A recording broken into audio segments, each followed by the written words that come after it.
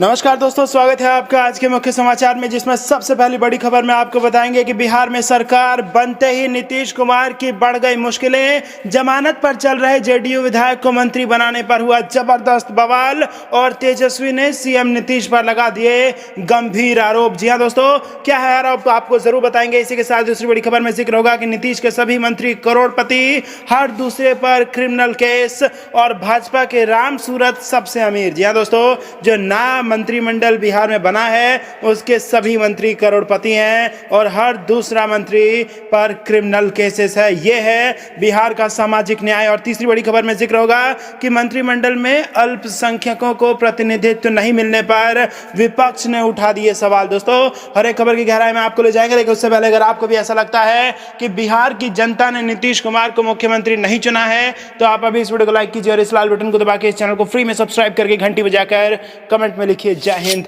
जमानत पर चल रहे जेडीयू विधायक को मंत्री बनाने पर बवाल, तेजस्वी ने सीएम नीतीश पर लगाए गंभीर आरोप। जी हां दोस्तों, बिहार के मुख्यमंत्री नीतीश कुमार ने जेडीयू कोटे से डॉक्टर मेवालाल चौधरी को मंत्री बनाया है। मेवालाल पर असिस्टेंट प्रोफेसर की भर्ती में धांधली का आरोप रहा है। इसके बाद भी नीतीश कुमार ने न सिर्फ मेवालाल को मंत्री बताया बल्कि शिक्षा मंत्रालय की अहम जिम्मेदारी दी है। राष्ट्रीय जनता दल लगातार इसे लेकर सीएम नीतीश पर निशाना साध रहा है। बुधवार को तेजस्वी यादव ने इसको लेकर एक ट्वीट किया है, जिसमें उन्होंने भ्रष्टाचारियों को पुरस्कार देने की बात कही है। तेजस्वी यादव ने अपने ट्वीट में लिखा, मुख्यमंत्री नीतीश कुमार ने असिस्टेंट प्रोफेसर की नियुक्ति और भवन निर्माण में भ्रष्टाचार के गंभीर मामलों में आईपीसी 409, 420, 467, 468, 471 और 120 बी के तहत आरोपी मेवालाल चौधरी को शिक्षा मंत्री बनाकर क्या भ्रष्टाचार करने का इनाम एवं लूटने की खुली छूट प्रदान की है। बता दें कि इससे पहले राष्ट्रीय जनता दल ने ट्वीट करके कहा था कि जिस भ्रष्टाचारी जेडीयू विधायक को सुशील मोदी खोज रहे थे उसे नीतीश कुमार ने मंत्री पद से नवाजा। वहीं बिहार के नए शिक्षा मंत्री से पूछताछ के लिए पूर्व आईपीएस अमिताभ दास ने डीजीपी एसके सिंघल को चिट्ठी लिखी है।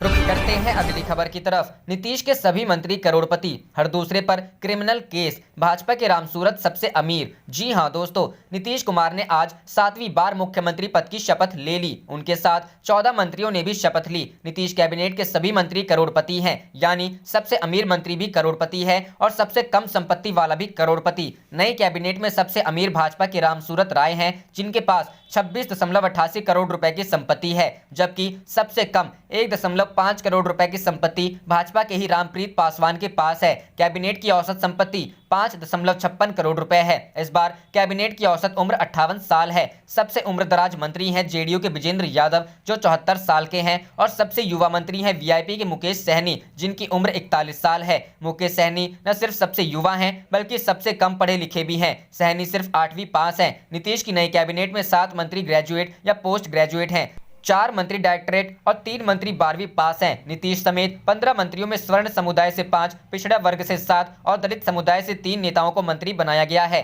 नई कैबिनेट में 15 में से 9 मंत्रियों पर कोई न कोई क्रिमिनल केस दर्ज है। इस हिसाब से हर दूसरे मंत्री पर क्रिमिनल केस दर्ज है। सबसे ज्यादा 5 मामले वीआईपी के मुकेश सहनी और भाजपा के जीवेश मिश्रा पर हैं।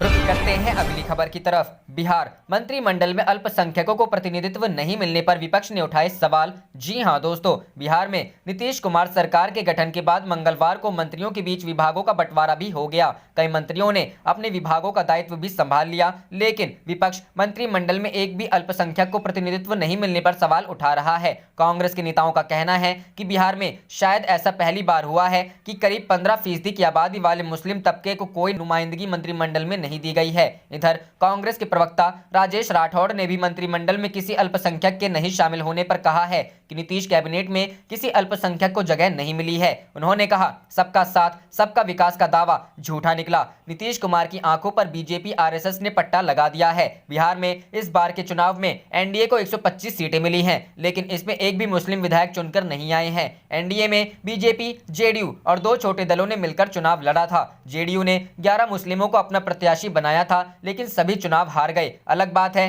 कि विधान पार्षद को भी मंत्री बनाया जा सकता है। रुख करते हैं अगली खबर की तरफ। बिहार में किसी तरह एनडीए सरकार तो बन गई, पर नीतीश बीजेपी के सामने चुनौतियों का पहाड़। जी हां दोस्तों, बिहार में राष्ट्रीय जनतांत्रिक गठबंधन की सरकार एक बार फिर बन गई है, लेकिन इस बार का दृश्य कुछ अलग है। नीतीश कुमार मुख्यमंत्री तो हैं, लेकिन इस बार एनडीए में जेडीयू नहीं बल्कि बीजेपी बड़े दल के रूप में उभरी है। इसके बाद भी नीतीश की सरकार दो छोटे दलों की बैसाखी पर टिकी है, जो चुनाव से पहले एनडीए में शामिल हुए हैं। इस स्थिति में जहां मुख्यमंत्री नीतीश कुमार के लिए कोई बड़ा निर्णय लेने से पहले न सिर्फ सभी दलों के साथ सामंजस्य बनाना होगा, बल्कि सभी दलों को विश्वास में भी लेना होगा। अब तक नीतीश कुमार की पहचान राजनीति में बड़े निर्णय लेने वाले के रूप में होती रही है। ऐसे में माना जा रहा है कि नीतीश के लिए अब बड़े निर्णय स्वतंत्र रूप से लेना एक चुनौती होगी। जेडीयू के एक नेता भी मानते हैं कि बीजेपी कोटे से उप मुख्यमंत्री सुशील कुमार मोदी बनते रहे थे। उनके और नीतीश कुमार के बीच एक अच्छी समझदारी बन गई थी, जो सरकार चलाने के लिए काफी महत्वपूर्ण माना जाता रहा है।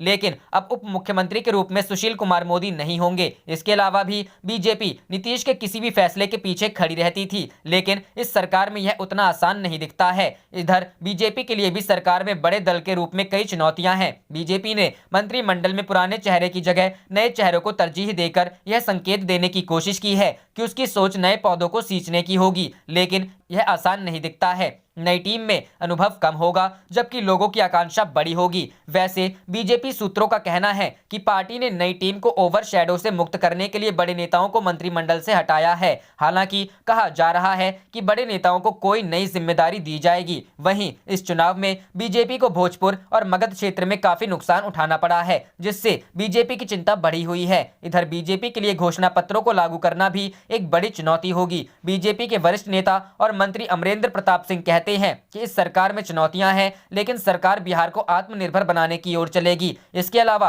नीतीश कुमार की नई सरकार के लिए सबसे बड़ी चुनौती इस बार का विपक्ष होगा। कहा जा रहा है कि विधानसभा चुनाव में आक्रामक चुनाव प्रचार कर सबसे बड़े दल के रूप में उभरी आरजेडी काफी आक्रामक मूड में रहेगी, जिसे बड़ी संख्या में जीतकर आए वामपंथी दलों का भी साथ मिलेगा, जिससे निपटना भी इस सरकार के लिए बड़ी चुनौती होगी। रुख करते हैं अगली खबर की तरफ। नीतीश सरकार के नए शिक्षा मंत्री पर आरजेडी ने उठाए सवाल, मेवालाल पर लगे थे करप्शन के ये आरोप। जी हां दोस्तों, बिहार में मंगलवार को नवगठित मंत्रिमंडल में विभागों का बंटवारा कर दिया गया, जिसमें मुख्यमंत्री नीतीश कुमार ने अपने पास गृह, सामान्य प्रशासन, मंत्रिमंडल सचिवालय, निगरानी और निर्वाचन विभाग के साथ साथ वे सभी विभाग रखे हैं जो किसी को आवंटित नहीं किए गए हैं। वहीं मेवालाल चौधरी को शिक्षा विभाग की जिम्मेदारी दी गई है। आरजेडी ने मेवालाल चौधरी को लेकर नीतीश सरकार पर हमला बोला है। मंगलवार को आरजेडी की ओर से ट्वीट किया गया, जिसमें लिखा है कि जिस भ्रष्टाचारी जेडीयू विधायक को सुशील मोदी खोज रहे थे, उसे नीतीश कुमार ने मंत्री पद से नवाजा। तारापुर के नवनिर्वाचित विधायक डॉक्टर मेवालाल चौधरी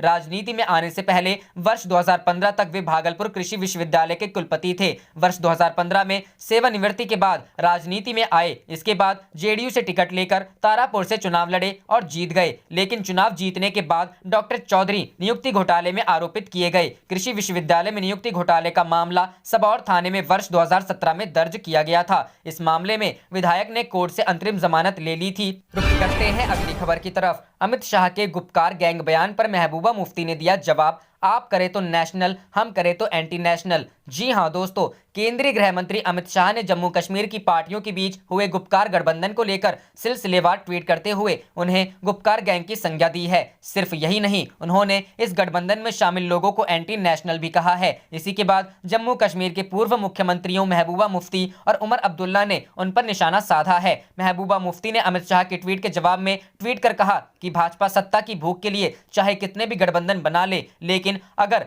हम किसी तरह के एक संयुक्त फ्रंट बनाते हैं तो हम राष्ट्रहित को चुनौती दे रहे हैं। महबूबा ने यह भी आरोप लगाया कि भाजपा हर दिन संविधान की धज्जियां उड़ाती है। वहीं उमर अब्दुल्ला ने इस पर कहा है कि अमित शाह जी, हम कोई गैंग नहीं है, बल्कि एक राजनीतिक गठबंधन है जो आपकी आशाओं के विरुद्ध चुनाव लड़ता रहा है और लड़ता रहेगा। क्या बोली महबूबा। शाह के कई ट्वीट्स के बाद महबूबा मुफ्ती ने भी कई ट्वीट करे, उन पर पलटवार किया। महबूबा मुफ्ती ने लिखा, भाजपा की भारत में फूट डालकर और खुद को रक्षक बताकर विपक्षियों को आंतरिक और काल्पनिक शत्रु दिखाने की तरकीब अब पुरानी हो चुकी है। लव जिहाद, टुकड़े टुकड़े और अब गुपकार गैंग राजनीतिक वाद विवाद का हिस्सा हो जाएगा, जबकि चर्चा का मुद्दा बेरोजगारी और महंगाई होनी चाहिए। महबूबा ने आगे लिखा कि अब गठबंधन में चुनाव लड़ना राष्ट्रद्रोह हो गया है। भाजपा सत्ता की भूख के लिए कितने भी गठबंधन कर सकती कहती है लेकिन हम गठबंधन कर रहे हैं तो वह राष्ट्रहित के खिलाफ है। महबूबा ने तीसरे ट्वीट में लिखा कि भाजपा की यह पुरानी आदत है। पहले भाजपा कहती थी कि टुकड़े टुकड़े गैंग देश की अखंडता के लिए खतरा है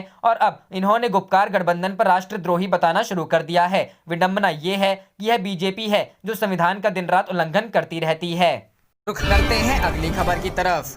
हार मानने को तैयार नहीं तेजस्वी, 17 सीटों को ले अब जाएंगे कोर्ट। जी हां दोस्तों, विधानसभा चुनाव में कम वोटों से हार तो दोनों तरफ हुई है, लेकिन मामूली अंतर से सत्ता से वंचित रह जाने के कारण महागठबंधन को यह षड्यंत्र लग रहा है। राष्ट्रीय जनतांत्रिक गठबंधन के मुकाबले 15 सीटों से पिछड़ जाने वाला विपक्ष अब कोर्ट जाने की तैयारी में है। तेजस्वी यादव ने कम अंतर से हारे महागठबंधन के प्रत्याशियों को निर्देश दिया है कि वे अपने स्तर से मामले को अदालत में ले जाएं। आलाकमान से निर्देश के बाद राष्ट्रीय जनता दल, कांग्रेस एवं वाम दलों के हारे हुए प्रत्याशियों ने ऐसी 17 सीटों पर तैयारी कर रखी है जिन पर बहुत कम अंतर से हार हुई है। जाने से पहले आप इस वीडियो को लाइक कीजिए और इस लाल बटन को दबा के इस चैनल को फ्री में सब्सक्राइब करके घंटी बजा लीजिए। आप देख रहे थे आपका अपना चैनल धड़ाधड़ न्यूज। जय हिंद, जय भारत।